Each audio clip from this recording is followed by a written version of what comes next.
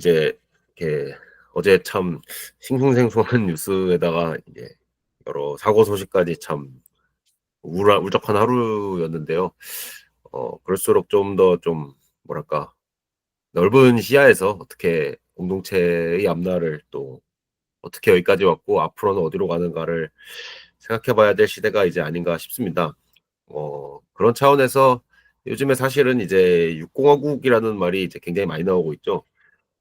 12월 3 일에 이제 비상계엄과 이제 탄핵을 거치면서 뭐랄까 지금 우리 헌법 질서에서 나올 수 있는 모든 어떤 기능들을 다 테스트하는 것이 아니냐라는 어떤 그런 말까지 나오는데, 이렇게까지 막 뭐 비상계엄이 됐든 아니면은 30회 줄탄핵, 권한대행의 권한대행 탄핵까지 됐든 뭐 이런 온갖 기능들을 막 다 써보는 것이 결국에는 시스템이 이제 그 이전에 정치 갈등들을 제대로 해소하지 못하고 있다는 어떤 그런 증거이겠죠. 예. 그래서 다들 뭐 요새는 뭐 쪼끔 덜합니다마는 뭐 개헌을 어떻게 해야 되는 얘기도 잠깐 나왔었는데, 근데 그것을 어 우리가 지금 살고 있는 40년 가까이 이제 또 살고 있는 이 육공화국이라는 것은 무엇인가에 대한 비판적이고 반성적인 성찰이 없이 이제 개헌이 논의되면은 뭐 하나마나한 소리겠죠. 우리 그 육공화국의 역사를 생각해 보려면은 사실은 대한민국 전체의 역사를 생각해 봐야겠습니다. 그 대한민국이 이제 48 년에 건국이 돼서 53 년에 이제 전쟁이 휴전이 되고 어 1987 년까지 정말 한국 사람들이 그 정신없이 달렸습니다. 그러니까 세계에서 이제 식민 지배를 거쳐서 분단과 냉전의 전쟁의 폐허까지 해서 산업 입국을 해 가지고 민주주의까지 달성하는데 약 40 년이 이제 걸렸습니다. 근데 정말 많은 일들이 있었죠. 1공화국부터 5공화국까지 그 헌정 질서가 벌써 뭐 4번 가까이 이제 바뀌었으니까요. 그런데 1987년 6 월에 이제 등장한 지금의 6공화국 체제는 지금 거의 40 년을 또 향해 바라보고 있습니다.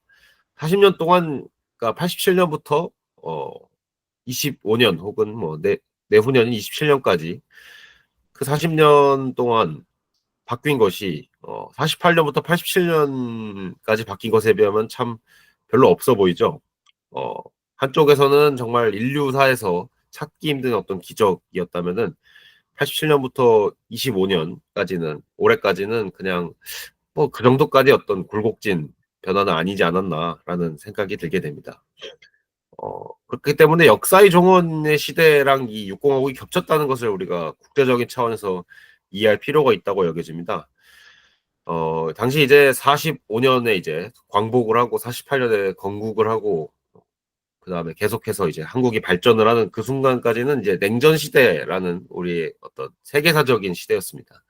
그러니까 이 시기는 이제 2차 세계 대전이 끝나고, 그러니까 19 세기적인 어떤 질서가 최종적으로 이제 세계 대전과 함께 마무리가 되고 미국이 주도하는 국제 질서의 본격적인 시작을 알린 시기였고, 전 세계적으로도 정말 냉전의 이념 갈등이라든가 뭐 아시아 아프리카에서의 탈식민 반제국주의 투쟁과 그다음에 미국이 주도하는 어떤 자유주의 질서의 격돌이라든가 이제 이런 어떤 뭐랄까 세계사가 격동한다는 어떤 그런 느낌의 시대였는데, 육공화국의 탄생은 좀 더 달랐습니다. 오히려 이제 87 년이면은 86 년에 이제 고르바초프가 레이캬비크 회담을 하죠. 로널드 레이건 대통령과. 그 무렵부터 이제 페레스트로이카에서 자신의 체제의 한계를 노출한 소련이 미국과 이제 화해를 하는 어떤 그런 시대라고 이제 할 수가 있겠습니다.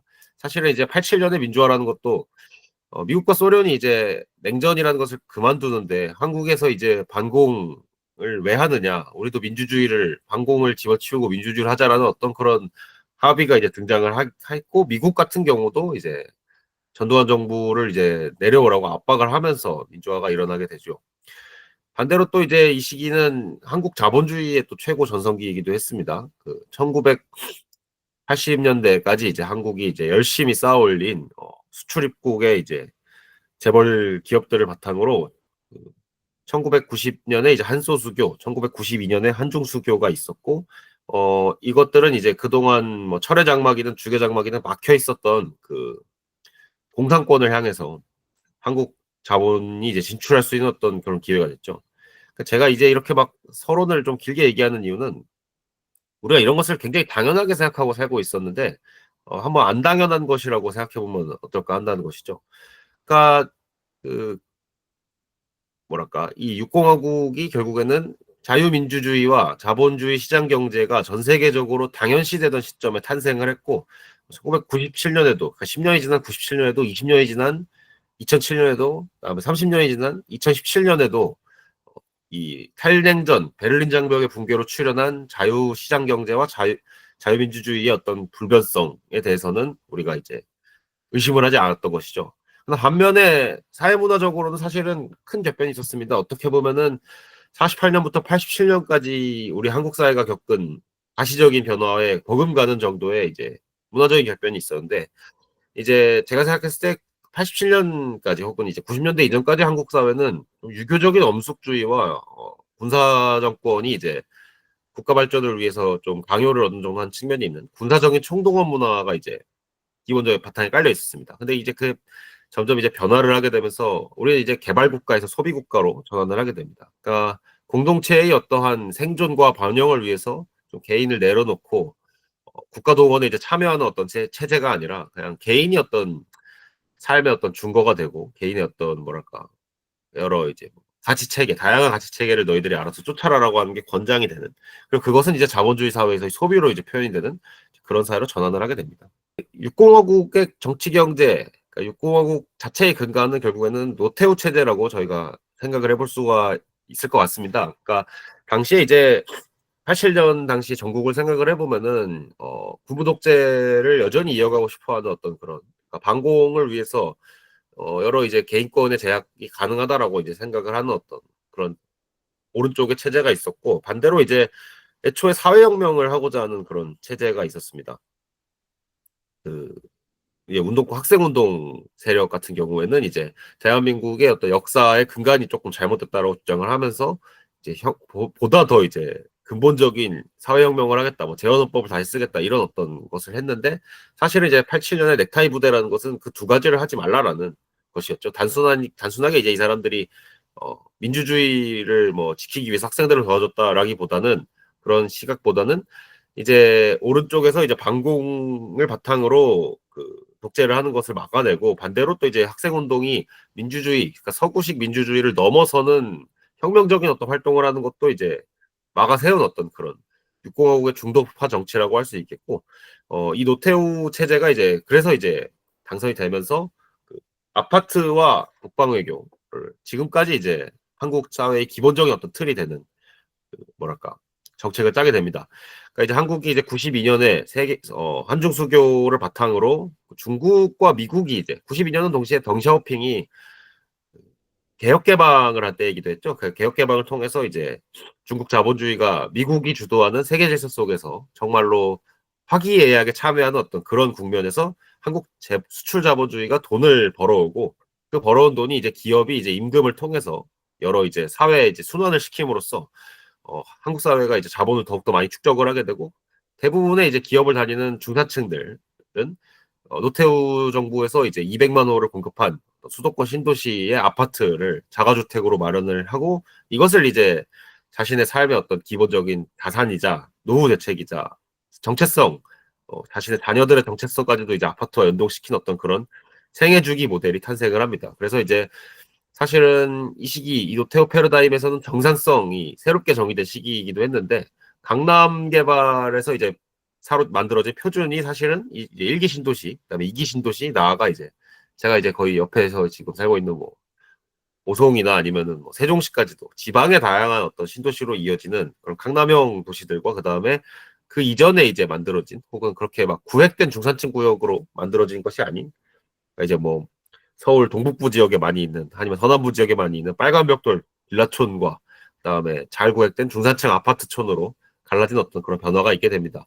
그래서 이제 이 노태우 시대의 패러다임이라는 것은 결국에는 최종적으로는 그 열심히 공부해서 명문대에 가서 대기업 들어가서 중국과의 무역에서 돈을 벌고 아파트를 사고 자녀를 다시 명문 그 학군지에서 이제 잘 키워내서 또 명문대에 보내서 그것을 이제 세대에서 세대로 거치면서 반복하고자 하는 게 이제 노태우 패러다임의 육공화국의 삶이었다는 것이죠.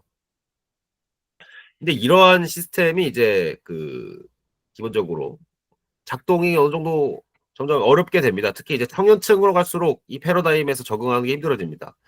이제 노태우 시대의 어떤 그런 뭐랄까 한국 자본주의 성공과 동시에 이제 김영삼의 대학 자율화 같은 어떤 여러 조치들이 있으면서 부동산과 교육의 경쟁은 격화가 되고 청년층이 이제 갈수록 이제 더 많은 노력을 투입을 해도 더 적은 어떤 경쟁에서의 성취가 이제 있는 그런 이제 굉장히 지치는 이제 환경에 돌입하게 됐고요. 인구와 산업 같은 경우에도 큰 어떤 재편을 마주하게 됐습니다. 이제 한국 사회가 그 전까지 이제 뭐 한 00년대까지만 하더라도 어느 정도의 저가 노동력을 바탕으로 그 장시간 노동을 통해서 뭐랄까 집단주의적으로 조직화된 기업 문화에서 이제 가치 사슬을 추격해가는 어떤 그런 방식으로 우리가 그 한국 경제가 발전을 했죠. 근데 이제 한국 경제가 중진국 경제에서 이제 선진국 경제로 진입을 하면서 점점 이제 뭐 일본이라든가 뭐 독일이라든가 아니면 미국이라든가 그러니까 장기간에 쌓여올린 기술 역량과 혁신 역량을 이제 추격해야만 하는 상황에서는 사실은 이제 기존의 상황이 잘 작동을 하지 않았고 저가 제조업 한국에 이제 그동안에 이제 돈을 벌어져도 효자 산업인 저가 제조업은 중국이나 뭐 베트남 등지로 생산 시설을 이전을 하게 되죠. 2008년에 금융위기 당시에 이제 미국이나 서구 시장이 쇼크를 받게 되고 중국 같은 경우에는 초기에는 이제 경기 부양을 통해서 자금을 많이 집행했습니다만은 시진핑 정권에 들어서 내수지향 모델로 가게 되고 중국의 어떤 국내 생산을 이제 촉진시키는 정책을 취하게 되면서 한국 경제가 점점 이제 뭐랄까 예전처럼 청년층에게 널널한 어떤 일자리, 중산층의 삶과 노태우적인 어떤 정상성을 제공할 수 있는 그런 어, 물질적인 여건이 점점 아니게 됩니다. 최초의 디지털 네이티브 시대가 또 이때 탄생을 했는데 인터넷과 스마트폰으로 이제 인격이 형성되기 시작하면서 주류 미디어라는 것이 점점 해체가 되고요. 남녀 관계도 이제 마찬가지 맥락에서 굉장히 급진적인 변화를 겪게 됩니다. 이런 것은 사실은 그 87년 체제의 뭐랄까 그것을 만든 386 세대나 혹은 아니면 그 뒤에 X세대들이 사실 여전히 이제 주류 미디어에 상당히 의존적이고 보수적인 남녀 관계에 좀 더 이제 가깝다는 점에서 그 이후에 87년에 태어나서 대략 97년생 정도까지 이제 형성된 세대랑은 다른 사회 문화 환경에 살았죠. 그 동시에 이제 이 시기는 탈냉전의 평화가 이제 끝나는 시기이기도 했습니다. 그러니까 사실은 386 세대나 X세대가 아직 뭐랄까 남북화에 대해서 아직도 이제 희망을 놓지 못하고 중국에는 뭐 제시하면은 잘 풀릴 것이라는 그런 생각을 하는 것은 이 사람들이 이제 청년기가 그냥 베를린 장벽 붕괴의 시기 가만히 있으면은 어련히 공산권이 알아서 무너질 것이라고 기대하던 시기였기 때문에 이런 어떤 낭만적인 인식을 표출하는 것인데 사실은 이제 저희 세대 그러니까 제가 94년생인데 저희 세대 같은 경우에는 뭐 아주 어렸을 때 어렴풋한 기억으로 남북정상회담 2000년에 남북정상회담 같은 게 있었긴 했습니다만은 기본적으로 이제 저는 고등학교 때 이제 천안함 마침 어제이기도 했는데요. 천안함 사건이라든가 아니면은 연평도 포격이라든가 뭐 이런 것들이 너무나 이제 청년기를 이제 형성한 사건들이기 때문에 어, 기본적으로 이제 북한에 대해서는 훨씬 더 뭐랄까 경계심이 강하고 무엇보다 이제 2015년, 16년을 거치면서 시진핑 정권이 보다 공격적인 어떤 외교 정책을 채택하고 미중 갈등이 심화되고 이제 무역 전쟁이나 뭐 지정학적인 도전, 대만 위기 같은 것이 그 굉장히 이제 저희 세대에는 훨씬 더 이제 자연스러운 세상을 바라보는 틀로 이제 인식이 되게 됩니다. 그래서 2030의 이제 정치적 동향을 리뷰를 해보겠습니다. 현재 2030 세대의 부포는 80년대 후반생에서 2000년대 초반생까지라고 정의를 해볼 수가 있겠습니다. 그 중에서 이제 좀 중심이 되는 연도수는 역시 아까 제가 말했던 87년생에서 97년생 정도로 이제 원래 생각이 되는데 요새는 이제 2000년대 초반생, 그러니까 지금 20대 초반, 초중반들 같은 경우에도 적시적으로 좀 활성화가 됐다는 점이 좀 특이를 하고요. 원래 이 세대는 확고한 민주당 지지세가 다수였습니다. 2014년 이제 2016년에 광화문 박근혜 전 대통령 탄핵 집회였는데 이 시기까지만 하더라도 이제 청년층이 굉장히 이 시기에도 많이 나왔었죠. 그리고 이제 투표 통계 각종 이제 출구조사를 봤을 때도 청년층이 이제 대체로 민주당에 많이 표를 던졌습니다. 여러 이제 이유가 있을 텐데 하나는 이제 X세대라는 집단, 이 집단이 이제 그 인터넷 공간을 장악을 했었죠. 그러니까 2000년 90년대 PC통신부터 2000년대 의 딴지일보 문화까지 X세대들이 이제 굉장히 한국에서 제일 지금 좌익 성향이 강한 세대가 인터넷 공간을 장악해서 인터넷을 자신들의 어떤 헤게모니로 만들어 왔을 때 저희 세대가 이제 인터넷에 유입이 됐었고, 그래서 X세대가 만들어 놓은 어떤 그 인터넷 문화를 그대로 흡수를 하면서, 그리고 이제 동시에 산업화 세대에 대한 반감을 여전히 이제 갖고 있었습니다. 그러니까 이 시대까지만 하더라도 그래도 뭐 군대라든가 혹은 학교라든가 이런 그 영역에서 여전히 이제 산업화 시대의 그 어떤 유교적인 엄숙주의와 국가 동원 체제의 어떤 뭐랄까 편린들이 남아 있었기 때문에, 그런 것에 대해서 뭔가 좀 시원하게 비판을 해주는 좌익 어떤 진영에 뭔가 심적으로 이제 공감을 했었던 것이죠. 그래서 동시에 이제 그 민주당 의제 그 대표적인 세트인 탈권위주의, 복지국가, 남북화해 이런 것에 대해서도 사실은 좀 무비판적으로 흡수를 했다고 할 수가 있겠죠. 이것이 어떤 역사적인 조건 속에서 탄생한 것인지를 잘 생각하지 않고 그냥 당장 좀 선생들 좀 싫고 아니면 군대 가가지고 겪은 어떤 그런 상처들 뭐 싫고 이런 것 때문에 이제 민주당 의제에 부분적으로 그냥 공감을 했고, 그 과정에서 X세대 우리보다 한 10살 20살 많은 삼촌들이 좀 잘하는 것 같아 라는 식으로 생각을 했던 것이죠. 그런데 이제 2030이 반민주당 정서가 굉장히 크게 확산을 하게 됩니다. 이제 처음에 이제 남성들을 중심으로 당연히 이제 확산을 했고, 어, 그 그림에서 보이듯이 이거 전 세계적인 현상이기도 했습니다. 이 반민주당 정서라는 것이 결국에는 그 보수화라고도 사람들이 많이 해석을 하기도 합니다만은, 큰 틀에서는 이제 처음에는 막 명시적으로 또 보수주의 혹은 뭐 우파 이념을 따른다기보다는 민주당에 배신당했다는 어떤 그런 감각이 제일 컸던 것 같습니다. 그러니까 일단은 첫 번째는 문재인 정권의 의제가 실패한 것에 있었겠죠. 문재인 정권이 어떤 역사를 썼는지를 우리가 생각을 해보면은 참 놀라운 기대를 갖고 이제 들어와서 18년에 이제 남북 화해한다고 막 하고 막 소득주도 성장한다고 하고 이랬습니다만은, 남북 화해라는 것은 뭐 19년에 하노이 회담으로 완전히 미몽인 것이 드러났고, 소득주도 성장 같은 경우에도 경제만 망쳐놓은 다음에 부동산 가격만 엄청나게 이제 올려놔가지고 자산 불평등을 심화를 시켰죠. 그리고 이제 뭐 적폐청산 뭐 이런 거 사실은 탈권위를 하겠다니 뭐니 하는 거는 많은 또 이제 문화적인 반발을 받게 됩니다.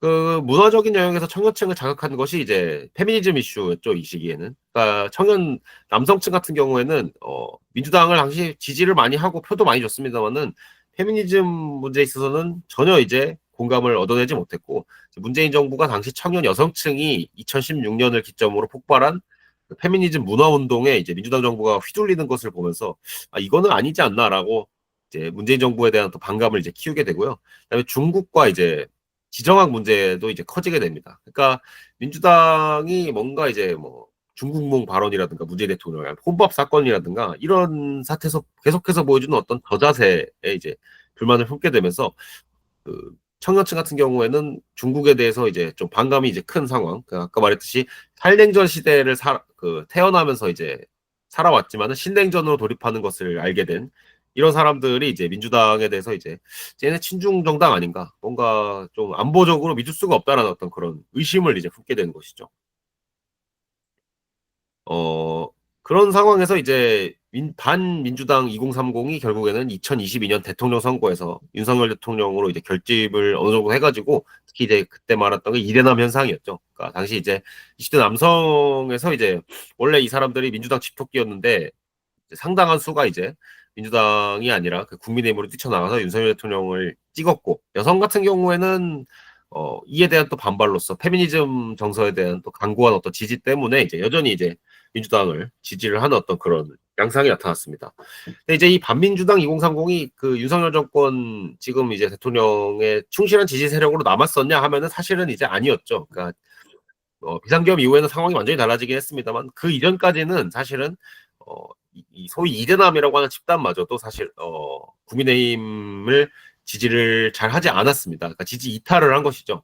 이것이 이제 이들이 사실 처음에는 보수화가 됐다, 뭐 우파화가 됐다가 아니라 사실은 그냥 민주당의 배신감을 느끼고 이탈했다 정도였습니다. 이것은 사실 현재의 정치적 위기의 본질과 닿아있는 것이기도 합니다. 그러니까 현재의 정치적 위기라는 것은 결국에는 아까 제가 서두에 얘기했던 탈냉전 시기에 이제 세계 국제 자본주의, 미중 간의 어떤 아주 평화로웠던 그 국제무역이 작동하던 시기에 형성된 육공화국 체제, 그리고 그 속에서 만들어진 한국의 어떤 정상적인 삶을 넘어서는, 그러니까 그게 작동을 안 하고 있는 상황에서는 분명히 그것을 넘어설 새로운 프로젝트를 우리가 제시를 했었어야겠죠. 어떻게 하면은 이 미중이 점점 갈라지면서 한국이 이제 미국의 어떤 기술과 시장, 그리고 중국의 어떤 자본과 시장에 모두 의존을 하는 그런 한국이 이제 미국과 중국이 아예 갈라져 버린 상황에서는 어떻게 이제 우리가 살 수 있을 것인가, 그리고 중국 자본이 이제 추격을 해오고 한국의 어떤 기술적인 우위를 잠식하는 상황에서 어떻게 이제 우리가 이것을 이제 추격할 수 있을까, 추격을 따돌릴 수 있을까, 그런 문제, 혹은 이제 자산 불평등이 이렇게 심화가 되고 청년층들이 점점 이제 뭐랄까 사회가 어떤 강요하는 혹은 상정하는 그 정상 가정이라고 할 만하죠. 그러니까 잘 구획된 아파트 단지를 자가로 산 다음에 애들 이제 잘 키워내는 어떤 그런 삶이 이제 불가능하다고 판단을 하니까 점점 이제 출산율도 거의 막 0.7, 뭐 0.6 얘기까지 막 나오고, 얼마 전에 이제 반등을 하긴 했습니다만은 그런 상황에서 그러면 한국이 뭘 해야 될 것인가에 대해서 누가 이제 제시를 한 게 없는 것이죠. 그러니까 이제 그거를 그나마 유럽 복지국가를 좀 유사하게 따라해 보겠다고 한 것이 이제 문재인 정부였는데 처참히 실패를 했습니다. 근데 이재명이 이제 선거 때 대통령 후보로 나와서 하는 것은 문재인 정부 때 했던 것을 더 강하게 하면 된다. 그러니까 이 기획 자체가 잘못된 게 아니다. 더 강하게 하면 된다라는 어떤 그런 공포스러운 말이나 했었고요. 그 시스템을 완전히 망치는 어떤 그런 것을 이제 포장을 했었고, 국민의힘은 사실은 뭐 비전을 제시하지 못했죠. 그러니까 이재명만 아니면 된다.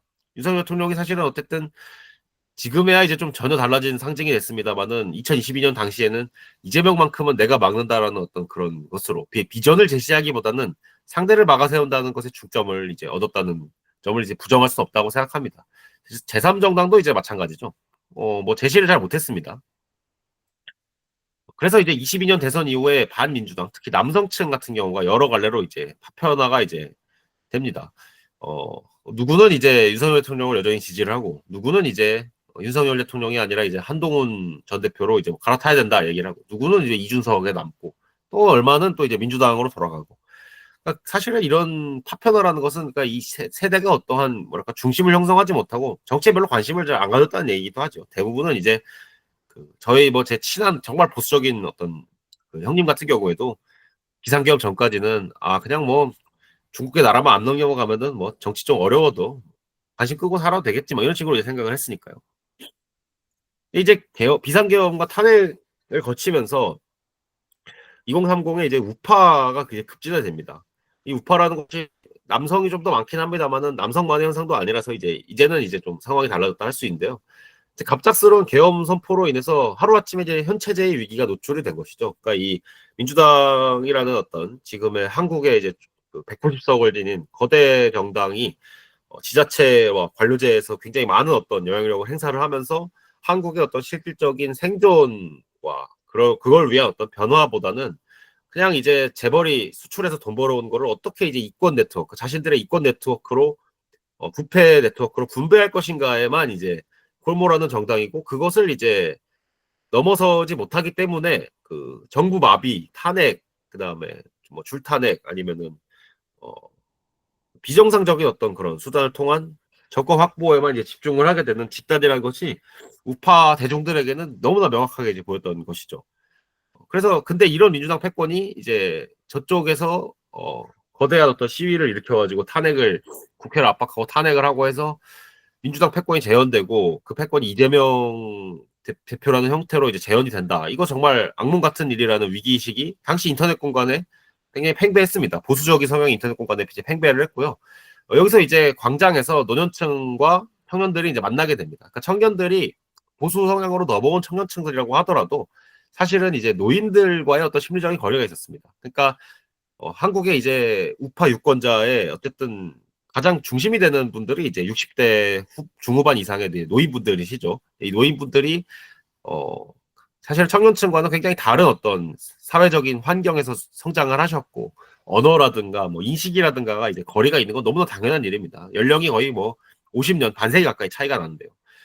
그렇기 때문에 사실은 보수 정치 내에서도 청년과 이제 노년층이 사실 갈등을 잘 못하고, 융화를 잘 못하고 굉장히 갈등을 하거나 혹은 이제 서로 이제 소통을 안 하고 살았죠. 근데 흥미롭게도 제가 이제 이 시기에 보수 성향의 청년층 인터넷 커뮤니티를 12월부터 계속 관찰을 했는데 광화문 태극기 집회 나가야겠다라는 어떤 그런 글들이 올라오고 점점 그 글들이 간증문의 형태로 바뀝니다.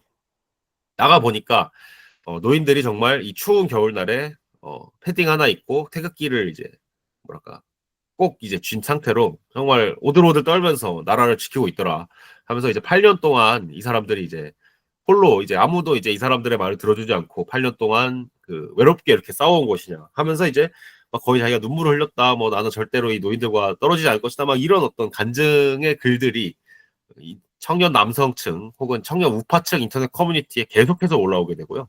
그렇기 때문에 22년 대선 이후에 이제 소위 뭐 윤석열 대통령과 그다음에 이준석 지금 개혁신당 대표와의 그 어떤 갈등이라고 우리가 상징화 됐던 노천 갈등이 완벽히 봉합이 됩니다. 그러니까 이전에 이제 소위 말하는 세대 포위론이라는 것, 노인층과 청년층이 그 중장년층을 이제 포위를 하겠다라는 것이 사실은 기본적으로 청년의 이니셔티브를, 청년의 주도권을 상정하는 말이었습니다. 그러니까 청년층이 먼저 이제 노인들은 이제 어차피 이제 세대 교체가 될 거니까 청년들이 우리가 뭘 하겠습니다 하면은 노인들이 따라와 주십시오라고 하는 어떤 세계관이었는데 사실은 이때 이제 청년 보수 정치를 주도했던 사람들이 뭐 그 대단한 세계관이 있었던 것도 아니었다고 저는 생각을 하고 그냥 뭐 나이 어리니까 우리 믿어주세요라고 했던 건데 이거로는 이제 안 됐던 것이죠. 근데 이제 비상계엄 이후에 광장에서 나타난 것은 오히려 정반대의 일이 벌어진 거죠. 청년층들이 이제 노인들의 어떤 산업화 서사 그리고 이제 건국 서사 이런 것에 진심으로 이제 감동을 하기 시작하면서 노인층들이 반공 시기에 형성된 그러니까 이승만 정부, 박정희 정부 시기에 형성된 어떤 그 이데올로기를 청년층들이 완전히 흡수를 하게 됩니다. 그렇게 이제 이 청년층이 일부가 급진화되면서 이제 아스팔트에 나서게 되는 것이죠. 이 급진화를 했습니다만은 근데 여기 바깥에도 사실 청년들이 이제 있죠. 그러니까 어떤 것이든 간에 사실은 정치적인 어떤 이 전위라고 할 만한 세력들 조직화되어 가지고 굉장히 활동적으로 정치 참여를 하는 이들은 사실 뭐 언제나 소수입니다. 다수가 이제 그렇게 막 급진적으로 무슨 국공내전 이 시기에도 심지어 이러진 않았죠. 그러니까 여전히 이제 여론조사를 보면은 뭐 잘 지금 제가 최신으로 제가 알고 있던 게 뭐 3월 한 초쯤에 조사여가지고 지금 어떨지 모르겠는데 사실 뭐 많은 여론조사에서 탄핵 찬성이 다수로 이제 뜨기도 하죠.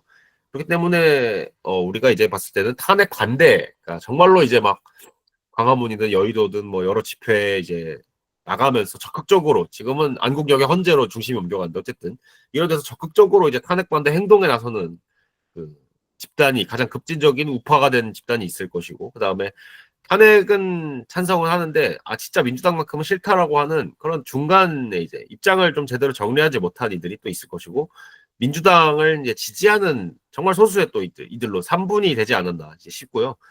개인적으로 생각했을 때는 탄핵 반대가 그래도 남성 같은 경우에는 50%는 넘지 않을까. 과반은 확실히 넘고 이제 60일 수도 있고 뭐 다수라고 생각을 하는데 여성층 같은 경우에는 아무래도 여전히 민주당 지지가 다수인 것 같기는 합니다.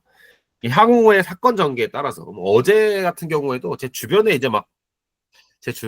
이제 저 탄핵은 그러니까 민주당은 절대 안 되는데 그래도 어떻게 계엄을 하냐라는 식으로 탄핵은 그래도 돼야지라고 하는 제 주변에 저런 중도의 젊은 친구들이 저한테 연락을 하더라고요. 저거 무죄 뜬 거 보니까 역시 계엄했어야 됐다 막 이런 이제 얘기를 하는 친구들이 점점 많아지는 거 보니까 이게 정말로 뭐 유동적인 어떤 지금 그런 상황이라고 할 수가 있습니다. 어떤 사건에 의해서든 이것이 계속해서 요동을 치는 것이죠.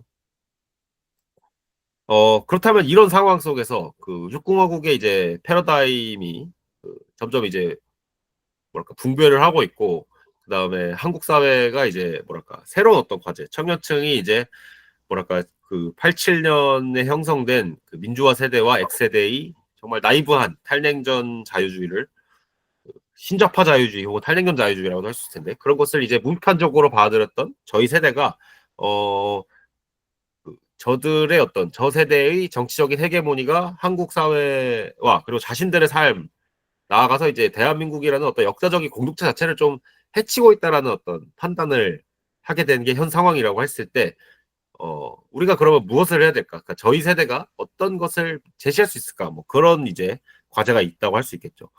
뭐 이 한반도 선진화재단에서 얘기한 공동체 자유주의를 그때 그 조영기 사무총장님이 저를 이제 사무실로 초대를 해주셔가지고 그때 이제 보게 되었는데요.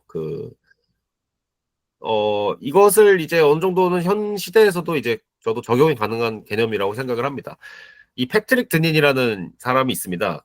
지금 트럼프 행정부의 화제의 인물이 이제 제이디 벤스 부통령인데, 이 제이디 벤스 부통령에게 사상적으로 상당한 영감을 준 어떤 그런 사람입니다. 이 사진 자료에 띠지에는 버락 오바마 대통령이 강력히 추천했다라고 하는데, 현재는 아마 추천을 취소하지 않을까. 이분이 이제 지금은 트럼프 정권에 굉장히 강한 사상적인 영감을 주는 분이 됐습니다. 이 사람이 이제 말하는 것은 시장주의 우파와 문화주의 좌파라는 두 자유주의가 공동체를 해체했다는 것입니다. 그러니까 원래 이제 이 좌파와 우파는 사실은, 우파는 시장에서는 개인을 외쳤지만은 문화에서는 공동체 전통을 얘기를 했고, 좌파는 어, 경제에 있어서는 그래도 공동체를 얘기를 했고, 문화에 있어서는 어떤 개인주의와 자유주의를 얘기했는데, 어느 순간 68년에 이제 1968년을 기점으로 시장에서 개인을 얘기하는, 개인만을 얘기하는 시장 우파와 문화에서의 개인만을 얘기하는 문화 좌파가 서로 이제 합심해서 연합해가지고 전통적인 보수적인 어떤 경제 공동체와 문화 공동체를 모두 해체해 버렸다. 그렇기 때문에 이제 미국 사회는 이렇게 병들어 버렸다라는 어떤 그런 진단을 합니다. 제가 생각해서는 한국의 경우에도 어느 정도는 그런 시사점이 있다고 할 수 있습니다. 물론 이제 한국의 민주당 세력 같은 경우에는 뭐 경제적인 차원에서의 뭐랄까, 시장 질서도 존중을 하지 않는 세력이란 점에서 좀 더 이제 문제가 심각하긴 한데, 어쨌든 이제 87 체제라는 것은 냉전 시대에 이제 형성됐던, 이승만 박정희 대통령 시절에 형성됐던 보수주의가 탈냉전 시기에 이제 신자파 자유주의로 전환되는 어떤 그런, 그것이 마치 이제 뭔가 선진국의 것, 따라야 될 것, 우리가 쟁취해야 될 것으로 생각하게 되는 그런 체제였던 것이죠. 그런 상황에서 사실은 시장 우파는 한국에서는 이제 국민의힘으로 대표되는 어떤 세력이라고 할 수 있겠고, 이제 문화좌파적인 성향, 민주당 같은 경우에는 그것이 훨씬 더 이제 강하게 이제 경제좌파까지 더해진 어떤 그런 세력이 구도가 나타났을 텐데, 이 민주화 세대가 와 X세대가 결국에는 우파나 좌파나 이제 사실은 어떤 또아리를 틀고 있다고 이제 할 수 있겠습니다. 국민의힘 같은 경우에도 사실은 60년대생, 70년대생들이 주류로 올라선 이후에는 87 체제의 저 탈냉전 신자파 자유주의의 어떤 패권적인 헤게모니적인 영향력을 다들 부인을 안 하고, 그러니까 보수나 우파나 뭐 뭐랄까, 좀 공동체의 가치를 얘기하기보다는 그래도 뭐 따뜻한 보수해야지, 민주적인 보수해야지, 뭐 이런 식의 소리나 이제 하고 있는 그런 순키된, 탈냉전 자유주의에 순치된 우파 정당이 이제 국민의힘이 된 것이라 할 수 있겠죠. 그러니까 결국에는 보수적인 성향의 청년들은 이것에 처음에 위화감을 느낀 것은 뭐 페미니즘 이슈라든가 아니면 중국 관련된 이슈라든가, 뭔가 이것은 자기가 생각했던 공동체의 어떤 합리적인 기준을 좀 넘어서가는 것 같다. 이 사람들이 정말 긴장감 없이 사는 것 같다라는 어떤 생각을 하게 됩니다. 결국에는 탈냉전 자유주의라는 거는 이제 역사는 그냥 끝나버렸고, 그 이제 미국 패권 하에서 모두가 이제 합리적으로 잘 살 것이다라는 어떤 굉장히 나이브한 기대 속에서 성립한 것이었는데, 저희 세대 같은 경우에는 뭔가 페미니즘이라는 것이 어떤 거의 문화대혁명을 방불케 하는 그런 문화운동이었는데, 그것이 규제받지 않고 폭주했을 때 어떤 이제 상흔을 남기는가를 알고 있고, 그 다음에 중국이 이제 도전이라는 것이 얼마나 한국에 실존적인지를 이제 좀 더 이제 체감을 하는 편인데요. 민주화 세대나 X세대보다. 그렇기 때문에 사실은 노인층과 좀 더 이제 공감대가 형성이 된 것이죠. 왜냐하면 노인층 같은 경우에는 맨날 하시는 말씀이 이제 이 나라가 어떻게 만들어진 나라인데, 뭐 이 나라가 이제 언제나 경각심을 갖고 있어야지 나라를 지킬 수 있다, 이런 얘기를 하는 것이 사실은 민주화 세대나 X세대 같은 경우에는 저 반공 뭐 꼰대들 뭐 이런 소리를 하지만은, 저희 세대한테는 정말 신선하게 다가온 거고, 진짜로 맞잖아. 우리 공동체는 뭐야 대체? 북한과 뭐 함께 가는 것이 공동체 아니면은 48년부터 53년까지의 난리통을 통해 가지고 만들어진 자유대한민국이라는 것이 우리의 진짜 공동체의 가치, 정체성이야. 이런 식의 이제 의문들을 계속해서 이제 품게 되고, 이제 윗세대, 그러니까 지금의 40대 50대들한테 막 물어보는 것이죠. 근데 대한민국이 맞지 않나? 건국은 48년이 맞지 않나? 공산주의 반대를 통해서 우리나라가 성립한 거 아닌가? 이런 거를 이제 막 물어보면은 이 40대 50대들은 기겁을 하는 거죠. 아니, 우리가 그렇게 대들었던 그 얘기를 우리 자식 세대 혹은 조카 세대가 똑같이 우리한테 하고 있다니 하는 어떤 그런 충격에 이제 제대로 이들이 대응도 잘 못합니다. 자기들의 생각을 바꿀 의지가 없기 때문에. 그렇기 때문에 이제 청년층 같은 경우에는 이제 아노미 상태에 걸리게 되는 것이죠. 87 체제가 강요했던 혹은 이제 정상성이라고 세팅했던 것들이 이제 무너지고, 그러면 우리 공동체의 가치를 우리가 이제 찾아야 된다는 거. 그 어떤 가치의 원천으로서 이제 광장의 태극기 노인들을 찾게 된다는 거. 제가 그래서 이제 결국 그 마지막으로는 이제 한국 사회가 이제 청년 세대가 찾게 된 어떤 두 인물, 결국에는 박정희와 트럼프로 소급을 할 수 있을 것 같습니다. 87 체제를 거부하고 극복하는 두 방향성이라 할 수 있는데, 이 두 인물은 사실은 한 인물은 과거의 인물이죠. 그 1917년에 태어나셔서 1979년에 이제 돌아가신 분이고, 한 분은 이제 지금 미국에서 가장 혁신적인 뭔가를 하고 있는, 그러니까 뭐 그게 좋은 거든 나쁜 거든 뭔가 새로운 걸 하고 있다는 인상을 주시는 분입니다. 그렇기 때문에 이제 이 사람들은 굉장히 달라 보이죠. 그러나 사실은 어떤 면에서 비슷하기도 합니다. 그러니까 박정희 대통령이 산업화와 근대화라는 어떤 당대 이 사람이, 이 인물이 마주했던 그 역사적인 과제를 이제 실천하기 위해서, 그것을 위해서 이제 국가 권력을 장악을 한 다음에 어떤 일치단결, 국민을 일치단결해 가지고 추진력 있게 무엇을 건설을 해냈죠. 그리고 그것은 사실은 전인미답의 영역을 창조하는 일이었습니다. 한국 사회라는 것이 5천 년간 농업 사회였는데 최초로 이제 산업 사회라는 것을 이제 해낸 어떤 그런, 정말로 좀 무에서 유를 그걸 만들었다고 할 수 있죠. 어, 트럼프 같은 경우에는 어떨까? 21세기 AI 시대에 맞게 지금 국가를 개조하겠다는 야망을 펼치고 있습니다. 많은 사람들이 이제 트럼프가 뭐 젤렌스키를 뭐 타박을 했네, 그린란드를 먹겠네, 아니면은 뭘 하네, 뭐 막말을 했네, 이런 거에 집중을 하지만은 사실은 트럼프 태대에서 정말 이제 우리가 주목해야 될 것은 신사인방이라고 할 수 있겠죠. 그 실리콘밸리의 어떤 그런 지금 대장격이라고 할 수 있는 피터 틸, 그 다음에 피터 틸의 투자를 받아가지고 팔란티어라는 AI 시스템으로 시스템 효율화를 꾀하고 있는 어떤 그런 알렉스 카프, 그리고 이제 정부 효율화위원회를 수장을 맡으면서 AI를 통해서 또 이제 미국 정부를 완전히 또 바꾸려고 하는 일론 머스크, 그리고 이제 이들과 이제 트럼프를 보수주의 정치 철학으로 연결해주는 부통령 제이디 벤스, 이런 사례들을 봤을 때 사실은 그 AI 시대에 맞는 국가 개조라는 것을 트럼프가 하고 있고, 거기에는 명확한 이제 미국 전통의 가치, 미국의 보수주의의 가치가 이제 자리하고 있습니다. 그렇기 때문에 이것 같은 경우에도 그런 것이죠. 그 1990년대에 형성된 탈냉전 자유주의는 곧 이제 인터넷, AI, 스마트폰의 발전으로 사실은 지탱이 점점 어려워지고, 미디어 환경의 변화와 그다음에 세계적인 질서의 변화가 이제 AI 시대를 통해서 더 가속화되고 있는데, 트럼프는 결국에는 이러한 새로운 변화의 물결에 미국을 적응시키고 새로운 전인미답 영역에서 미국의 표준과 패권을 확립하겠다고 얘기를 한 사람입니다. 그러면서 이제 이 시도가 성공을 할지 실패할지 이제 모르겠습니다만은, 성공을 한다면은 이제 박정희 대통령과 이제 굉장히 유사한 점이 있는 것이고, 결국에는 이 그 탈냉전, 그러니까 미국과 중국이 평화롭게 교역을 하고 한국은 거기서 그냥 아무 생각 없이 돈 벌어와가지고 자산을 쌓으면 된다라는 수준의 자원, 그냥 재벌이 벌어오는 돈 나라 세금으로 군대만 어떻게 하면 될까를 생각했던 정치가 아니라 무언가 생산을 해내고 건설을 해내고 새로운 기술을 적용을 하고 그에 맞게 시스템을 완전히 바꾸어내는 것, 그것이 이제 87 체제를 거부하고 극복하는 두 방향성이라고 할 수가 있겠죠. 그래서 이제 그 제가 마지막으로 이제 말씀을 드리고 싶은 거는, 이때 이 박정희 대통령 결국에는 사실은 어, 두 가지 어떤 제가 생각했을 때는 어떤 감각이 있습니다. 하나는 이제 이분이 이제 결국에는 자유주의적인 면에서 사실은 약점이 이제 있으셨던 분이었죠. 결국엔 또 어쨌든 뭐 독재를 한 것은 사실이고, 뭐 그 와중에서 이제 국민 기본권의 제약과 동원 체제를 통해서 막대한 사회적인 스트레스가 이제 형성이 됐습니다. 이제 그런 점에서는 우리가 이제 자유주의라는 것을 어떻게 이제 잘 뭐랄까, 어쨌든 이제 87년을 거치면서 우리가 자유주의라는 것을 3, 40년 동안은 이제 살아왔기 때문에 그것을 어떻게 이제 조화시킬 수 있을 것인가의 문제가 있을 것이고, 근데 두 번째로는 이제 저는 이제 박정희 대통령 말년에 좀 요즘에 관심이 많이 생겼는데, 유신 시대에 그 한국 정신문화연구원을 만들고 한국적인 어떤 가치, 그러니까 우리가 한국적 민주주의라는 말을 이제 386이나 X세대들은 조롱으로 쓰는데, 이게 공부를 해보면 해볼수록 이게 만만히 볼 사상이 아니라고 저는 생각을 하는데요.